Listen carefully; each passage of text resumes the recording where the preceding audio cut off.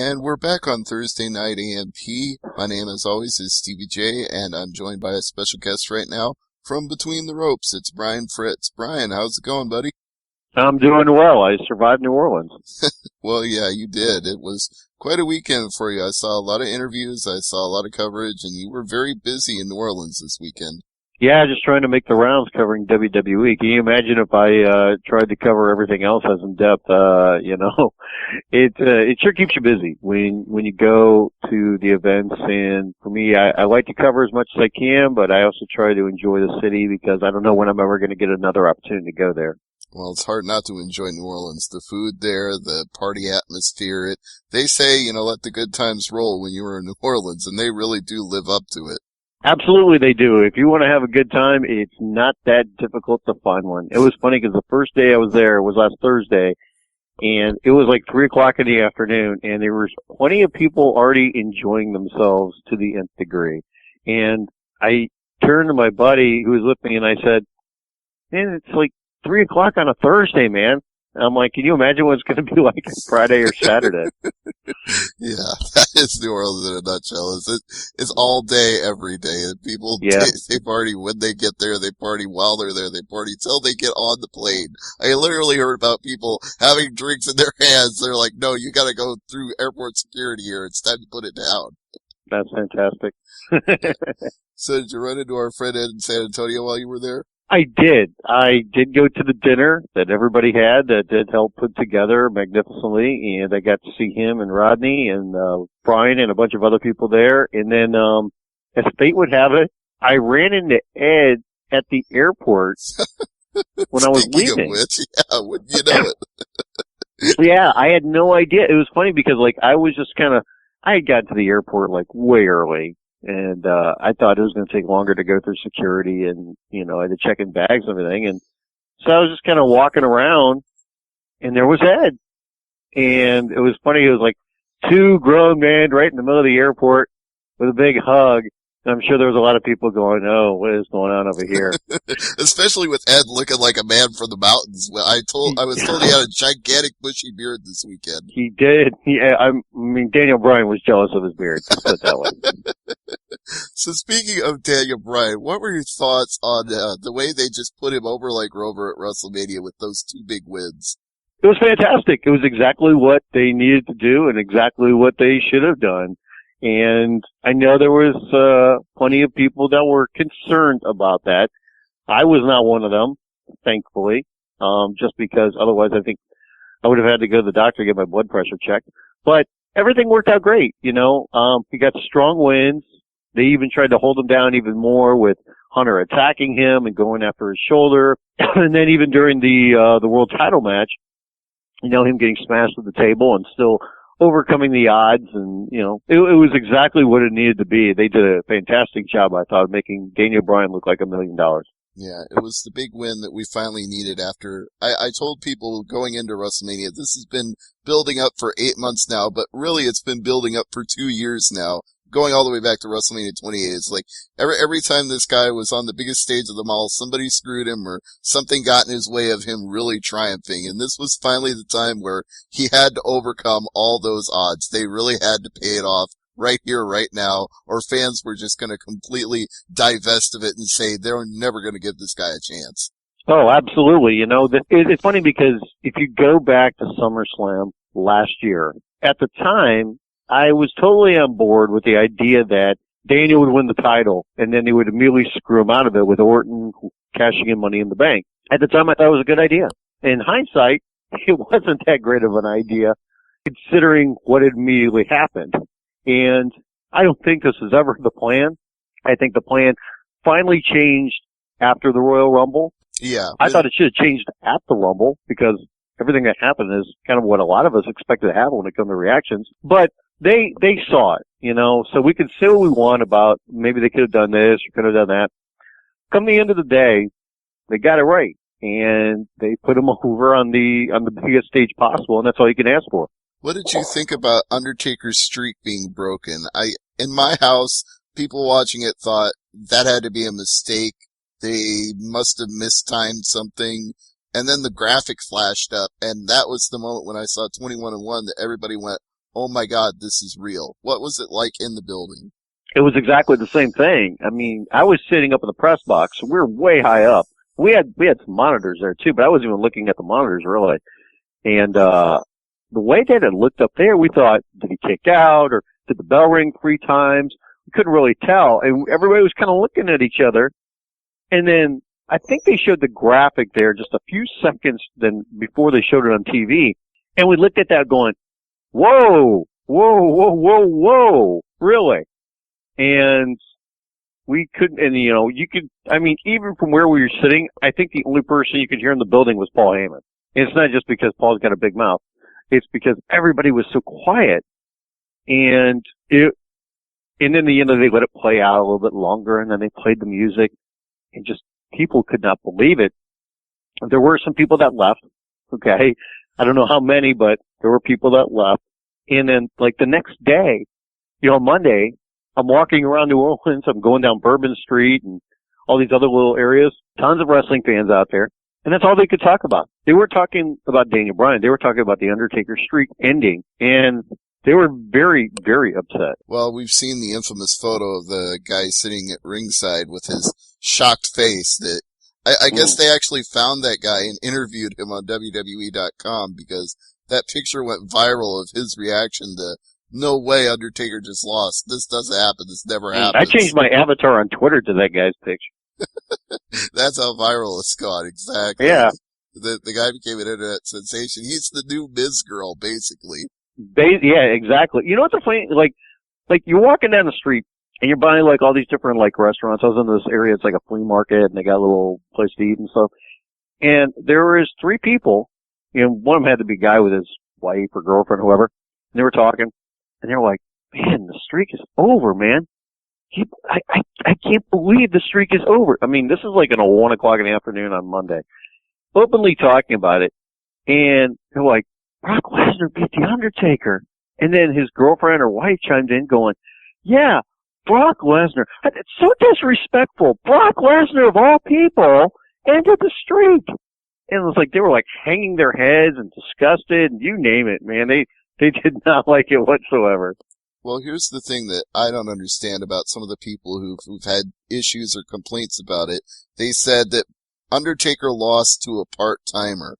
And the minute I heard that, Brian, I rolled my eyes. I'm like, you mean to tell me a part-timer lost to a part-timer? Because we only see Undertaker once or twice a year, so how is it really that much different? Right, and I get the whole idea of, you want to do it to somebody else that's going to mean something for. And maybe you want to do it to a younger guy. But they're going to get a lot of mileage out of this when it comes to Brock. Having that role of being the guy that slayed the almighty Undertaker. He's not going to wrestle at Extreme Rules, it looks like. So do you do something at SummerSlam? Or when do you finally pull the trigger? To me, I think you have to, if all possible, hold this out till WrestleMania next year. And that means Daniel Bryan having the title until WrestleMania next year. That'd be a hell of a run. If you really want to make Brock look strong and look indestructible, not only did he beat The Undertaker at WrestleMania, have him beat somebody definitively at SummerSlam, have him beat somebody maybe at Survivor Series or whatever, and then have him win the Royal Rumble. And then now it's like, Brock has done everything. And there's one last thing. And we said he wanted to win the title, so now he's going for the title. And you do that at WrestleMania. They just book him as a monster all year long. Eat, sleep, conquer, repeat. Absolutely. I mean, we don't know how long Brock Lesnar is going to be for this business.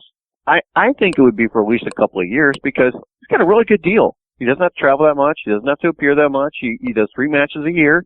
That's a fantastic deal.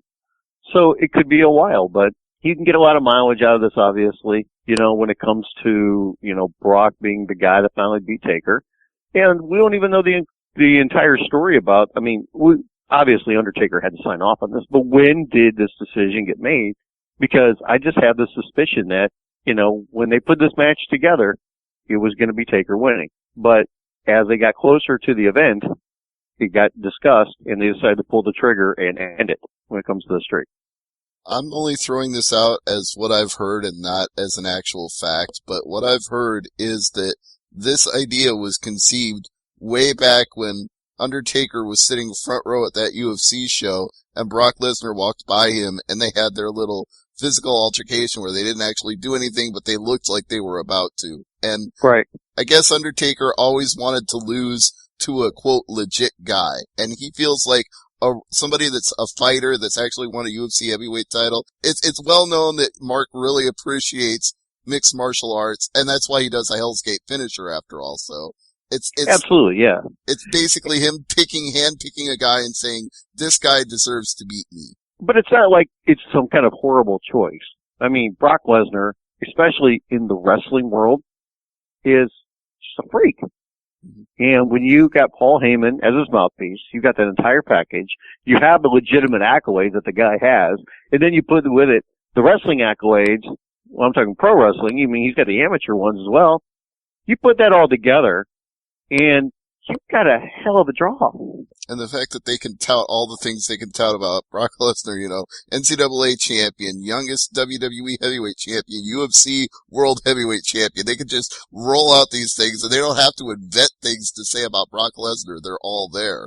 Right. And we saw that on Monday. We saw that on Raw with Paul Heyman and that magnificent promo he cut on the show. And speaking of Paul Heyman on Raw, I had to ask you about it. Correct me if I'm wrong, but wow, the crowd on Raw Monday, and then wow, the reaction to Paul Heyman, turning Cesaro into a Heyman guy.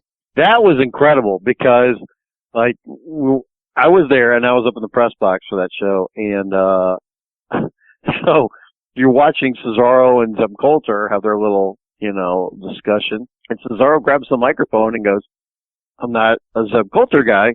I'm a Paul Heyman guy," and the crowd just erupts like, "Whoa!" And then here comes Heyman, and they erupt even more, and everybody was like, "Wow!"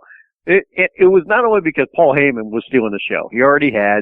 I mean, that show was in a large part the Paul Heyman show, but it was also kind of like, man, they're putting Heyman with Cesaro. That means Cesaro's going to get pushed, and the crowd was just overly excited about that. I've always thought Cesaro was the guy. I thought he was when he was Antonio Cesaro. I thought he was when he was Claudio Castagnoli. I've been a supporter of this guy for more than a few years now, but it's nice to see that WWE, I'm even at a loss for words. Let me restart that.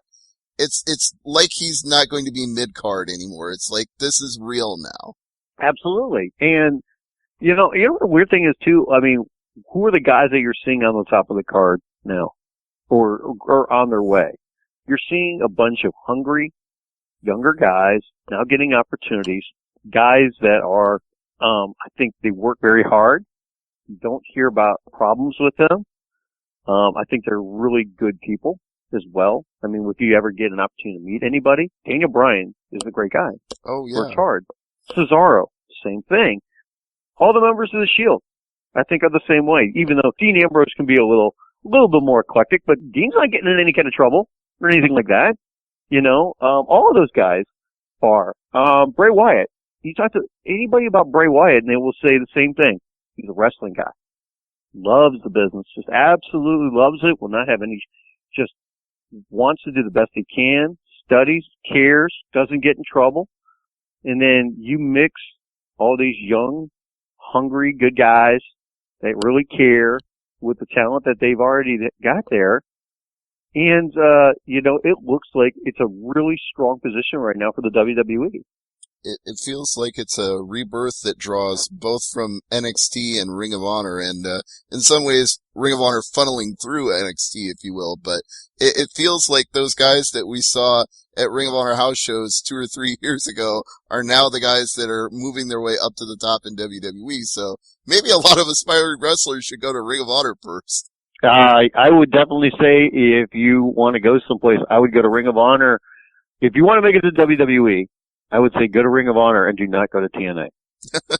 No, going to TNA is almost like the death knell anymore. It's like guys who've gone to TNA have actually had to reinvent themselves before they came into NXT just to get a look. Absolutely, man. I mean, there is some kind of stink that gets on you, and I'm not saying the guys aren't talented, and there's plenty of talented people in TNA, but when it comes to the way that WWE looks at the people that have been there compared to Ring of Honor, it seems like it's totally different in the perception and the opportunity that they might give you. You're not going to get the same level of respect going from TNA to a WWE roster unless you were a WWE guy first. Like, you know, guys like Christian, who they'll just look at as like having had a cup of coffee in TNA, they'll still bring back and treat like, oh, he was just on vacation for a while. Oh, absolutely, you know, and it's funny because, like, if you talk to anybody from that standpoint, we never mentioned TNA. We say, you were gone for a while, and now you're back. And that's the way they like it, too, you know? I mean, I remember when Christian went back, and I talked to him a couple of days before WrestleMania, you know, this was a few years ago, and literally, we're standing next to each other, and we're doing this interview, and there's, you know, there's all these other interviews going on around us, and I was just like, so, you were gone from WWE, and now you're back. How do you like being back? You know, and the words, I mean, if you wanted to say TNA, he could, and it wasn't like he was nasty against them or anything, but he didn't want to say TNA. And same with, you know, there's been a lot of guys that have done that. And it's just like, all right, I went there, but let's keep it on the big show, and that's, you know, WWE. And for WWE's standpoint, that's the perfect way to say that there's not a number two, there's not anybody else out there that has television every week. It's like, if you don't even mention them, then it's really like they don't exist, which is exactly the world they want to live in. Yeah, exactly, you know. And it's funny because, like, everybody, I understand you want to do the best you can, but it's like everybody's afraid to be, like, number two. Or at least TNA, to me, has. Like, let me be a strong number two and just do what we do. And, you know, for so many years, you know, they thought, well, we can put WWE in their heels. And that hasn't been the case. And it's just, WWE is a different monster. And there's nothing wrong with being a strong number two, doing your own thing and using your talent and making money. Everybody's got bigger aspirations, and it's just like, just do what you do best and just be strong with what you do. And, you know, hopefully things will turn out well. I want other groups to do well. I want there to be a strong TNA. I want there to be a strong Ring of Honor. I want there to be strong groups like you do too. Mm-hmm. You know, plenty of other people do as well. But, you know, it gets very frustrating and discouraging to see some of these other groups and what they have done and wondering, why can't you just do it a little bit different and be yourself? I feel like the thing that just drives me crazy about TNA, as long as we're on this subject, one more thing about it and then we'll move off it. When I see TNA house shows that draw like 150 and 200 people, I think to myself, you're nationally advertised, you're nationally syndicated, you've got pay-per-view distribution. How can you possibly have a house show with 200 people when somebody that's theoretically smaller, like Ring of Honor, can do shows over WrestleMania weekend or do shows in Dayton, Ohio, or wherever they are and draw 1,500 to 2,000 people? How is Sinclair doing better than Spike? Yeah, exactly. I mean, there's a lot of different things when it comes to the way that they're promoted, the way that they're marketed. It just don't work, you know, and that's behind the scenes stuff. That's not even what we see on TV every week and the frustrations that we can have there when it comes to their booking. I didn't want to dwell on the TNA topic, so we'll get off I'm that. sorry I went there. No, I kind of went there myself, so that's not you. It's just the way the conversation went, but Are you breaking up with me? Did you just go, it's not you, it's me? Oh, man. Well, okay, now you got me completely off track. So let me rewind. We're going back to WrestleMania weekend now, and we're talking about WWE again. So the Hall of Fame ceremony, that was so great to watch it on the network, and it just blows me away, you know, that everything that led up to the Hall of Fame, and then we saw the Warrior on Raw, and now he's not here with us. So maybe your thoughts on the Hall of Fame and then what happened afterward. It's just an amazing and, you know, a tragic set of circumstances. It really is. And, you know, when you talk about the entire Hall of Fame, I thought that Jake Roberts stole the show. You know, I thought Jake's, you know, speech was fantastic and just how contrite he was.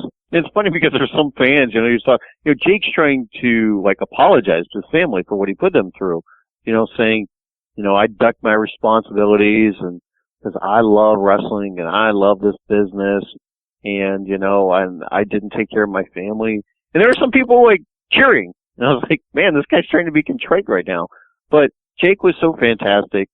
And then you had the speech to end the show by Warrior, which was great in some ways. It was strange in some ways. It was everything you would expect from a Warrior speech. And he's cursing and he's trying to stop, and then he starts cursing some more, and he brings up the self-destruction of the Ultimate Warrior DVD. Then he goes off it, and you're like, okay, he got that off his chest. And then he ends up going back to it, and then he's not sure how to wrap up, and, he's just all over the place. But it was just great to see him back in the fold. And this was kind of like, this was cathartic for him, like, to go through this whole process. And then after that, I think everybody just wanted to see him enjoy himself, being back with the company. And I thought the oddest thing that he said of everything was, not only was he back with the company, and you're thinking, okay, he's signed Legends deal, doing a video game, whatever, but that he had signed on to be an ambassador. And so it's like, wow, really? That's rather interesting. And then he comes out at WrestleMania like everybody else for the Hall of Fame and waves. He's got this big grin on his face. You can just see how appreciative he is of everything. Even on Monday. And you go back and you watch that promo now, and it's so eerie, so scary, because he's more or less talking about when somebody passes away. But you could just see how excited he was coming out of the ring, how genuinely happy he was. If you talk to anybody there that works for the company, they all said great things about him. They're like, he was just in high spirits. He was smiling all the time. He was just happy to be back. I mean, everybody's seen that picture of him and Vince, embracing in the big hug. It just seems so weird that he's on Raw and he's talking to the audience for the first time in, a decade and a half. He's back home, for us wrestling fans at least, and less than 24 hours later, he's gone. There are people who are now looking at his promo on Raw, and they're like trying to see if there were signs of it, like that apparently when he shook the ropes, he got really tired really quick, and I don't know that proves that he had a heart condition. A lot of people are trying to piece that together, and to me, he's just doing something more physical than he's done in years. Anybody could get tired doing that. It doesn't mean he was... Right. Yeah. Go ahead. The guy was probably... You gotta remember too, okay? The guy was probably already amped up, excited, nervous, you name it, about going out there in front of the crowd and cutting this promo. Something he hadn't done in years. Okay?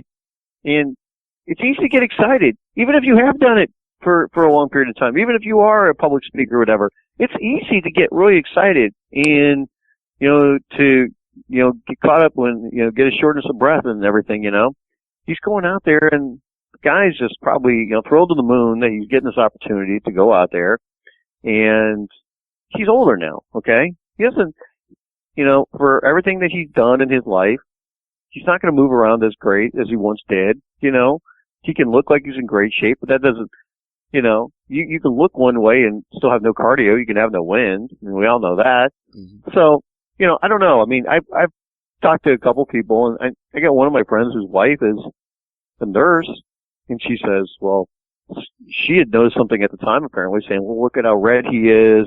I'm wondering if there's something going on there or if it's something else. It's not definite that something's going on there, but that's a sign. And I don't know what other signs might have been there, over the weekend when people saw him. Who knows?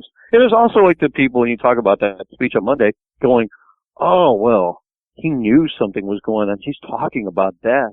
I mean, did he know he was about to die? Go back and watch Ultimate Warrior promos. That's all he talked about in his promos. Like getting in the plane and crashing the plane into WrestleMania and everybody dying. It's just his insane promos in general. Exactly. I mean, you brought up the WrestleMania 6 crash the plane promo. I mean, he basically said the pilots have already known they're going to die. So you shove them aside, Hulk Hogan, and you drive the plane into the ground and make the sacrifice. I mean, come on, dude. I mean, Warrior always talked about making the ultimate sacrifice and, name living on past death and, all these different things. I mean, it's just what he did. And the other thing about the conspiracy theorists who are like, he was going to have a heart attack. It was, the signs were there. Warrior said in his speech he relished getting blown up, that he actually liked the feeling of being completely exhausted and having to overcome that physical limit. So is it any wonder that he would get blown up just giving a speech in front of a crowd? Like you said, the excitement alone, and then Warrior likes getting blown up on top of that. No, It's crazy. Everybody's trying to look for a sign. I mean, they're doing, the autopsy here within the next few days, and then we'll find out there. And I don't know, but I just have this feeling he just died of a sudden massive heart attack. The one thing I want to say in addition to that is everybody wants to talk about put him on the list of wrestlers who died from drugs and steroids. And I saw the Nancy Grace thing, and she trots that line out immediately. It's like, how can you say that about a guy who hasn't been an active wrestler for 20 years? I mean, okay, whatever he did in the late 80s, early 90s, everybody did stuff back then. We all know that. But it's not like the man was jacked up running on juice today, not to come out and give a Hall of Fame speech and cut a promo on Raw. He didn't need to be. Right. Yes, he used steroids in the past. He's admitted to that. We all know about that. And we all know, how much of an effect that may or may not have had on him later in life. We don't know what else was going on with him. And, you talk about Nancy Grace in that piece, all the wrestlers that you mentioned on there, I mean, yes, some of them did legitimately have problems with performance-enhancing drugs or with, other recreational drugs. I mean, some of those names are legit. Some of them are not. And she's obviously just going for headlines. The research isn't there. When she mentioned Owen Hart. Oh, yeah. The research was clearly not there when she said Owen Hart. Like, really? Right. I mean, Owen Hart was on the list of people. I don't know if she flat out said Owen Hart, but he was on the list of people that they put on there saying she needs to apologize about Owen Hart. I mean, because that's going to be hurtful to the family. I mean, they've already gone through so many different things. And you know what? The troubling thing, Nancy Grace is going to do what she does. And we can hate it as much as you want. She's just trying to get ratings, get people watching, and use tragedy and exploit it in a manner for herself. You want to have somebody on there. And I know that Diamond Dallas Page are on there trying to represent the wrestling business and be level-headed about it. But at the same time, you almost wish nobody would go on there. Just because we don't want to even acknowledge it because it's coming from you. But then at the same time, how much more roughshod is she going to run over everything and just be just so ridiculous about some different things that she's going to say? So it's kind of this catch-22 when it comes to dealing with somebody like her. I'm sure DDP fully thought going into it, I'm positively Paige. I can be positive and I can say all the right things. But Nancy Grace is such a runaway train when it comes to that even the positivity of DDP couldn't overcome her negativity. Right. And even when you're on there and they say, well, we've got an 8-minute segment, you're not on for 8 minutes. She's interviewing like 4 other people at the same time that she's doing cutaways to. Yeah, or as Bryan Alvarez would say, the woman with the mouth. She always has that one woman that comes in and starts telling everybody this doc should be put on lock. And it's like, Bryan gets 15 seconds. Yeah, it's just the way that goes. Like you said, maybe wrestlers there should be like a blacklist for shows we don't go on, and Nancy Grace should be one of them because nothing good is ever coming of going on Nancy Grace. Probably, yeah. Well, plenty good comes from wrestlers doing interviews with you for Between the Ropes and everything that you do. So I want to give you the chance to make some plugs before we wrap it up. Sure. Everybody can go to BetweenTheRopes.com. You can see the coverage we have. I was there WrestleMania weekend, got interviews with a bunch of different people, video interviews, Paul Heyman, Seth Rollins, Cesaro, and Titus O'Neil, and Natalia was there, Emma was there, and there was several others, and just kind of hands-on at WrestleMania kind of coverage from myself, and then the rest of the staff, helping out as well, Michael Wiseman and Steve Muehlhausen, and their coverage of everything. We've got other podcasts that we did, in the weeks leading up to it, and also even like we did a pre-WrestleMania show, post-WrestleMania show from on site, and then the other 2 guys did it from their homes, everything. So plenty of stuff when it comes to WrestleMania, and then we have plenty of other podcasts we always do on a weekly basis. We have a couple of them up right now, and we'll have more coming up here in the near future. Just talking to whoever we get our hands on that we can talk wrestling about, we do it. And then everybody, like I said, go to BetweenTheRopes.com, and you can follow me on Twitter at Bryan Fritz, and you can follow the website on Twitter as well at Between the Ropes. I hope everybody does because it's great product, and you're always doing lots of stuff at the website. So I love to follow it, and I love to see the WrestleMania coverage. And I admit it made me wish I was there. I was like, darn it, I could have seen Bryan this weekend. I could have been there and taken part in the WrestleMania festivities. Why weren't you there, Steve? It was because I decided to save money for Vegas this year, so I'm trying to do it big in Vegas in July. But I've already decided I'm not missing San Jose next year. I am gonna be there. Good, man. You got to make it for that one. And by the way, when it comes to the Vegas trip, you guys got saved with them moving that fight. Oh yeah, the Chael Son of Vanderlei Silva fight. That is a big addition to that card. That makes that trip very worthwhile now, I think. Well, that one last thing before I let you go. Then, have you been watching that on Fight Pass? Have you been keeping up with it? I've been only seeing little bits of it. I'm behind, so I'm hoping to get caught up within the next week or so. I know that this week's show is supposed to be the big powwow between the two of them. Right. This is where the fight goes down, where he double legs Vanderlei and starts beating him up on the show during the middle of the season. So I'm just dying to see how that plays out. The freak out reaction that Dana White has about it. It's going to be epic. Oh, I'm sure it will be. All right. So Bryan, Fritz, thank you very much for being here with us tonight on Thursday Night AMT. It's been a great interview and continued success in Between the Ropes, and have a great week. Thanks, man. Appreciate you having me. And that's going to do it for Thursday Night AMP. I'm your host, Stevie J, wishing you all a good night and a good week, and we'll be talking to you again next Thursday.